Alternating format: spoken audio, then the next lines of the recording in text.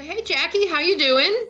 I'm doing great this morning, Anne-Marie. Thank you. Oh, well, it looks like great weather behind you. So welcome to our Impacted Family and Friends, Who Are We? And for those who don't know, if you haven't heard why we're doing this, Jackie is one of 9 people who received a thank you scholarship award to AAS19. And these scholarship awards are given out to people who have really been working hard within the Impacted Family and Friends movement. And so we're going to ask some questions, and I think they're easy. So Jackie, can you briefly share your journey to awareness of identifying as an impacted family member? Yes, absolutely. I lost my son, my 27-year-old son, in 2012, and we weren't sure if it was drug related or a suicide. And so let me back up. I could not then, and still can't, definitively identify as a suicide loss survivor. Regardless of my son's actions, and what he did was get out of an 18-wheeler barreling down the interstate. He died under the influence of methamphetamine and was possibly psychotic. He had at times, during a 10-year history of substance use, he had at times suffered from a drug-induced psychosis. And there was at one point when the physician actually prescribed Seroquel for him. So the circumstances behind his death, I struggled with. And even if it was a suicide, I didn't think he would have done that if it hadn't been, for the substance use. And so I didn't really fit. I went to some, different activities around suicide loss, and I didn't feel welcomed. And so then, Anne-Marie, when I met you and heard you speak in Missouri in 2018, once you identified and sort of defined what suicidal experiences meant, that was the first time I felt like I fit and that I belonged. Because often lost survivors' talking points just didn't make sense to me. I would hear people say, death by suicide, that's the worst. Oh, your grief, I prefer to include all special circumstance deaths, and research supports this, that special circumstance deaths contribute to complex or complicated grief. Period, the end. It's not a contest. And so when I didn't feel welcomed, then the isolation, all that stuff that comes with it.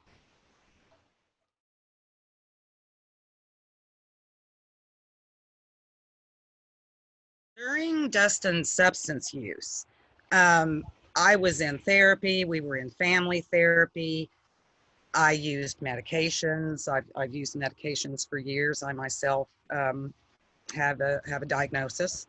And then I attended the only thing that was really available at that time. And so we're talking, he's been gone almost 8 years, so we're talking 10 to 15 years ago. We did have a Codependence Anonymous group that met, and I was introduced to. And so I did attend that. It gave me an outlet to discuss fears and anxieties and also to learn from others. But the 12-step model, after he died, it just no longer resonates with me. And I needed something different.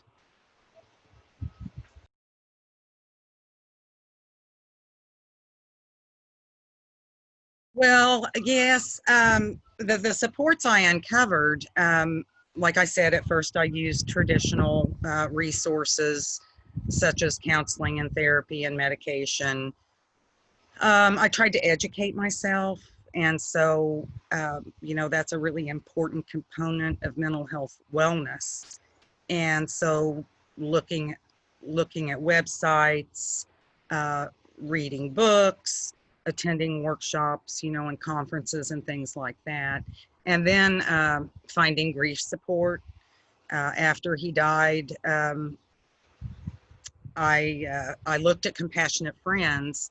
We didn't have a group that was meeting in Joplin anymore.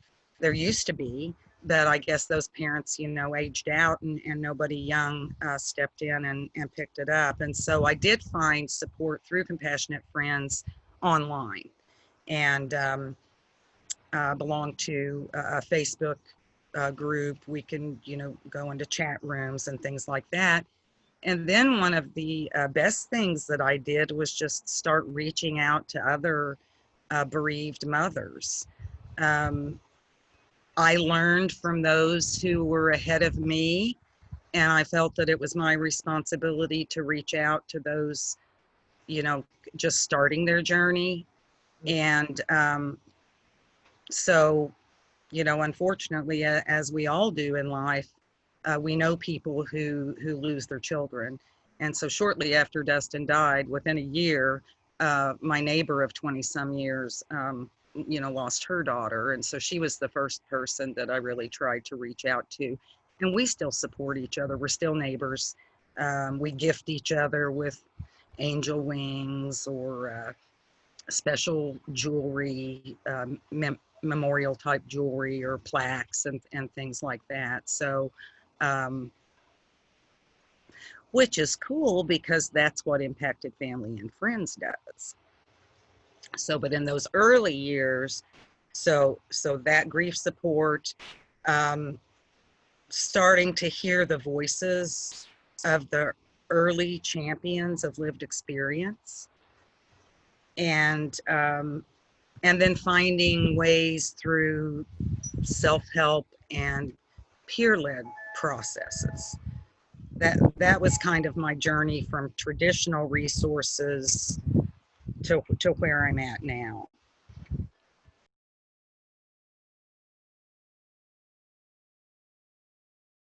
I actually, the first time I heard you speak was in Washington, D.C. in 2018 at that AAS conference, which was my first. And you did a breakout session with a good friend of mine, Rick Strait. Mm-hmm. And so I was in that. And then we brought you to Missouri. At that time, I may have been involved with the Missouri conference, the Suicide Prevention Conference Planning Committee. And so you and Tracy came to Missouri as keynotes, and then did, you know, of course, a full day breakout of a Train the Trainer for a voice at the table. But, you know, the gaps, but, you know, we're still marginalized, although, you know, I do think having a relationship with the American Association of Suicidology has certainly helped. And the other things that you're doing, Anne Marie, through all your work. But let's face it, you know, we're still marginalized. Stigma and discrimination still exists. And so, like another good friend of mine, Heather Williams, tells a story of being somewhere and a conference, and they said, "Oh, are you a loss survivor?" And she said, "No." And they asked her if she was an attempt survivor, and she said no. And they asked her what she was doing there. You know, so. And then finally, I'll say, I think there's a lack of clinical understanding. And I'm not a clinician. But I'm just going to say one size does not fit all. Further collaborations, Yeah. You know, so that we can continue this movement.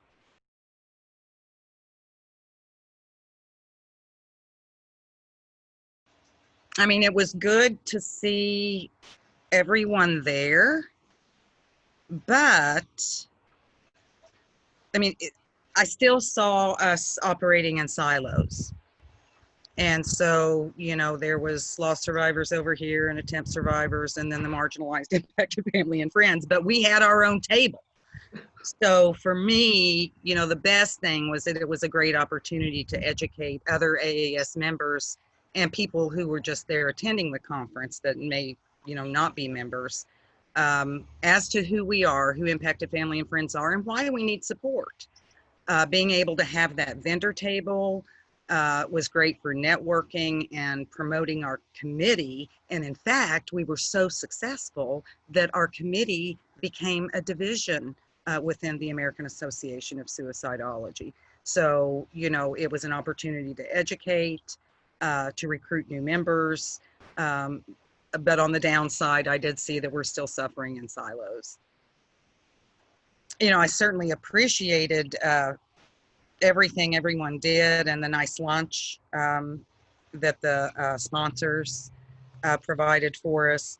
But I was also trying to work at the conference and attend the conference, and I was trying to like soak up everything,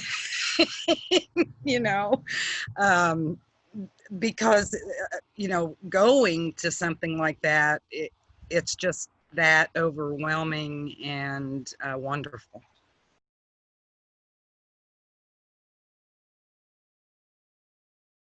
It's a pretty short vision, and I'm not much of a vision writer. You sound like you know a lot more about visions and missions and values, but mine is just to have everyone at the same table, blending our voices and our hearts, teaching each other, coaching each other, learning and supporting together. Does everything happen for a reason? Or is the universe just random? So I mean, there's been a spiritual journey as well. And then if I would try to take that in and talk about it in a clinical setting, it was very uncomfortable for some folks. But no, I did exactly what everyone told me to do, which was basically pull out all the supports and wait for rock bottom. And it came on August 9th of 2012.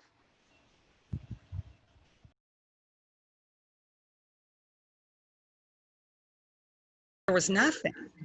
I mean, there was, like I said, I attended a lot of different events, and part of that relates to the actual job I have, which we won't go into that here, but I didn't see anything for Impacted Family and Friends. And everything seemed to be initially geared, and I'm talking 2008. I'm talking a decade or so ago. So it was geared for clinicians. And even at that time, I don't know how many loss survivors or attempt survivors, may have been in the audience. They were starting to bring speakers in, people with lived experience. That's why I mentioned, some of the earlier implementers or champions of, the lived experience processes. As you've gotten to know, go ahead. To say I attended the first Zero Suicide Academy in Washington, D.C. in 2014, I think that was. And I was actually there in D.C. and the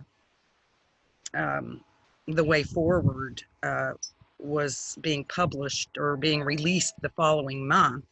And we got the first look at it. And I got to hear lived experience people like Leah Harris, Ursula Whiteside.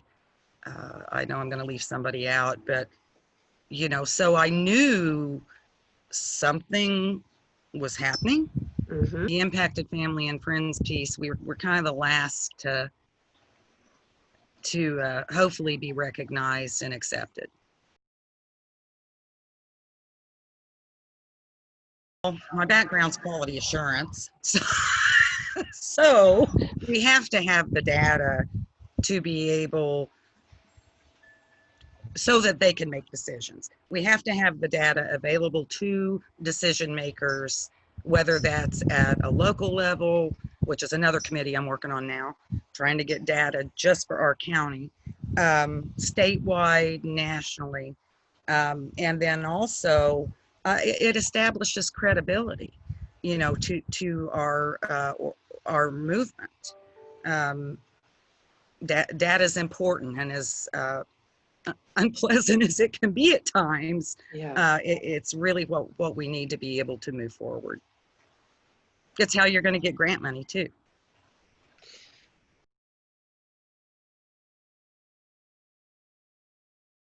Okay, well, I would encourage them to seek, you know, professional help for themselves.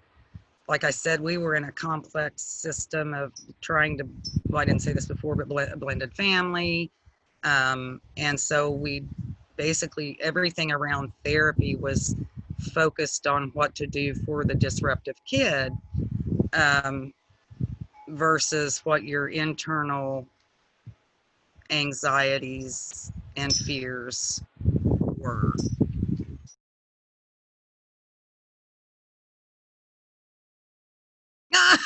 My new rock.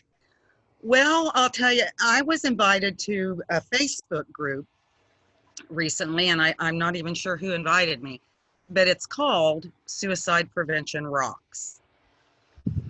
And people post their art. They're painted, they're beautiful painted rocks. And so it's uplifting. You know, it doesn't have to be related to suicide. It could be, you know, it could be an angel, or, you know, who knows. So, but it's just a way to express your self-creativity, your own creativity with, it's like, I can't get out right now and go to Hobby Lobby or Michael's or Joann's or any place because of COVID. So I'm digging in my yard to get my canvas.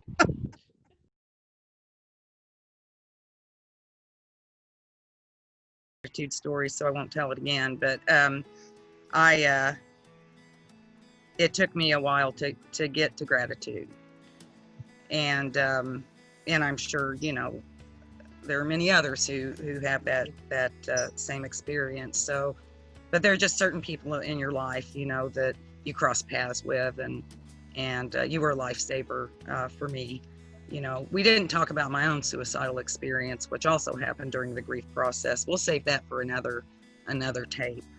But yeah, I cannot tell you how much I've grown personally and spiritually because of impacted family and friends, and our family, our movement.